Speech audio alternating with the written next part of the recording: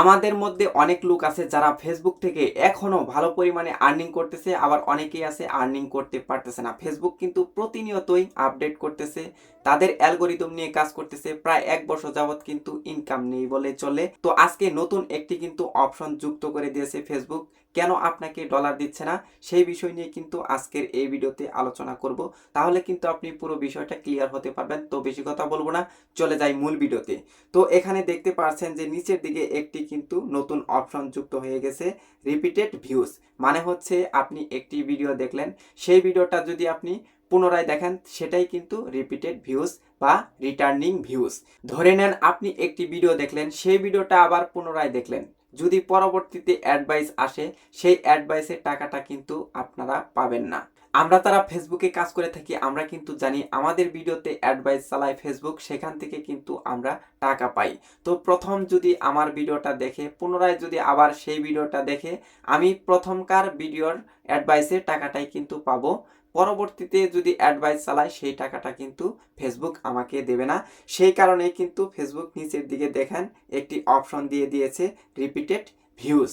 যদি আপনার ভিডিওতে রিপিটেড ভিউজ আসে বা রিটার্নিং ভিউজ আসে, যত পরিমাণে রিটার্নিং ভিউজ আসবে বা রিপিটেড ভিউজ আসবে, যত পরিমাণে অ্যাডভাইস চালাবে, আপনি কিন্তু একটি টাকাও পাবেন না।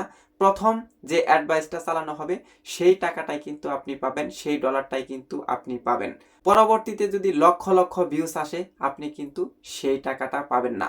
বর্তমানে কিন্তু ফেসবুক তাদের অ্যালগোরিদম ভালো পরিমাণে আপডেট করতেছে, প্রতিনিয়তই কিন্তু আপডেট নিয়ে আসছে। আপনারা কিন্তু এই বিষয়টা অবগত আছেন বা আপনারা কিন্তু জানেন। তো আমরা সকলে যারা কাজ করে থাকি আমরা কিন্তু এই বিষয়টা জানি, ফেসবুকের ইনকাম একদম লো। এখন এটা কবে ইনক্রিজ হবে বা আদৌ কি এটা ঠিক হবে কিনা আমরা কিন্তু এখনো বুঝতে পারতেছি না। তো এভাবে যদি চলতে থাকে তাহলে কিন্তু একটা সময় ক্রিয়েটররা হারিয়ে যাবে। ইনকাম যদি না পায় তারা কিন্তু ফেসবুকে কন্টেন্ট আপলোড করবে না।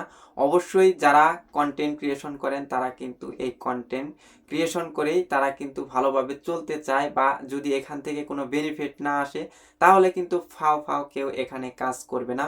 অবশ্যই ফেসবুকের এটা বিবেচনা করা উচিত। প্রায় 1 বছর যাবত কিন্তু এভাবেই চলতেছে, সর্বোচ্চ $10 এরকম কিন্তু দিয়ে থাকে, ম্যাক্সিমাম $6 $7 এরকম করে কিন্তু দিচ্ছে।